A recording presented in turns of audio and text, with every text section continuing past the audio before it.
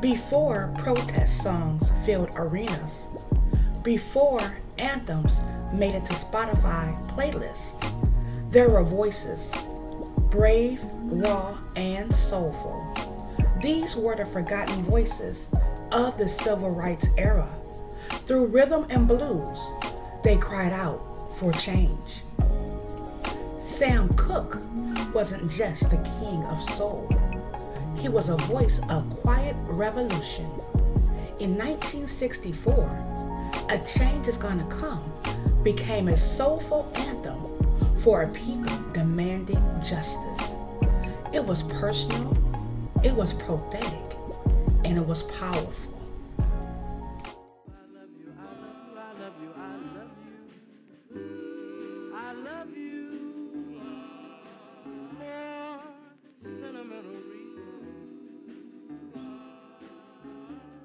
Hope you do believe me. I've given you given you my heart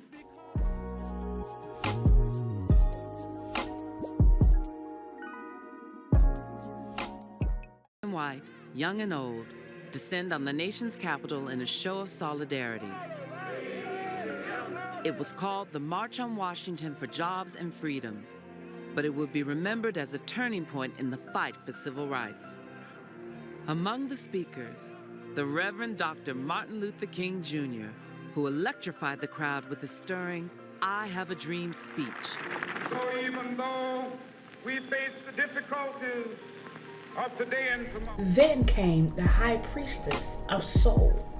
Nina Simone didn't just sing the movement, she challenged the world with it. With songs like Mississippi Goddam and To Be Young, Gifted, and Black, Nina turned rage into rhythm and truth into thunder. King Jr. came to Birmingham, Alabama in 1963 on a mission to a place he called the most segregated city in the United States.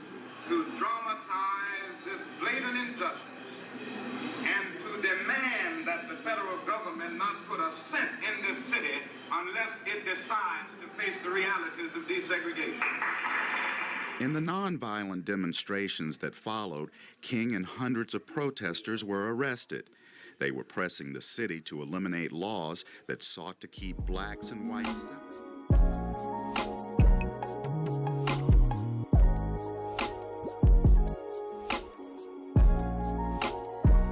The Staple Singers brought gospel roots to civil rights soul. Led by Pops and Mavis Staples, their sound was a spiritual protest.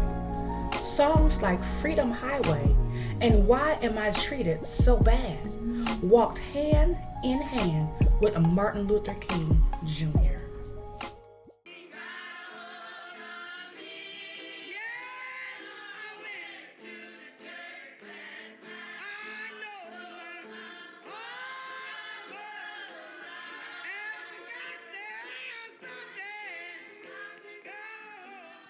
The Negro Church played another role.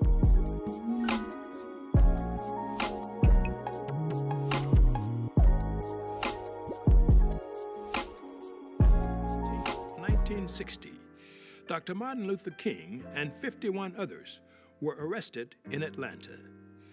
They had refused to leave their seats at downtown department store lunch counters. 8 months earlier, 4 black college students started the sit-in movement at Woolworth's in Greensboro, North Carolina. After that, protests started happening in cities across the country. In March 1960, protests broke out at my own school, Southern University in Baton Rouge, Louisiana. Then the nation's... Say it loud. I'm black and I'm proud. That wasn't just a hook. That was James Brown setting a mirror in front of America. In the late 60s, when cities burned and hope wavered, James gave Black America an anthem of power and pride.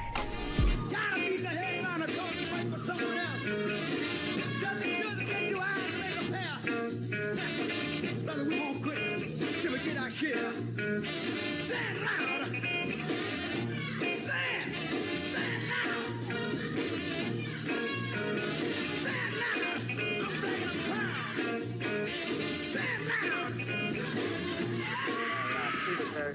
as the Vietnamese people or any other colonized people, because we're brutalized. The police in our community occupy our area, our community, as a foreign troop occupies territory.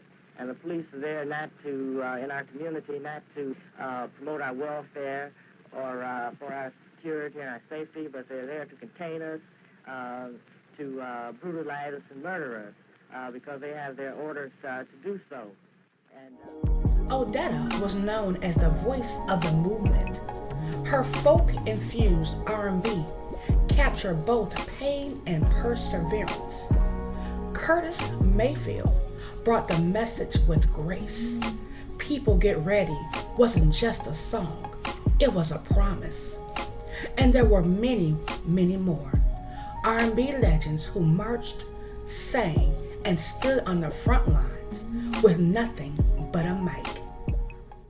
King Jr. came to Birmingham, Alabama in 1963 on a mission to a place descend on the nation's capital in a show of solidarity. It was called the March on Washington for Jobs. These weren't just performers. They were freedom fighters in melody. Their voices helped change a nation, and yet so many have been forgotten until now. At Echoes of R&B, we don't just remember the hits. We honor the voices that moved history. If their songs stirred your soul, don't let their stories fade. Subscribe, share, and come back for more timeless echoes from the soundtrack of our struggle and our strength.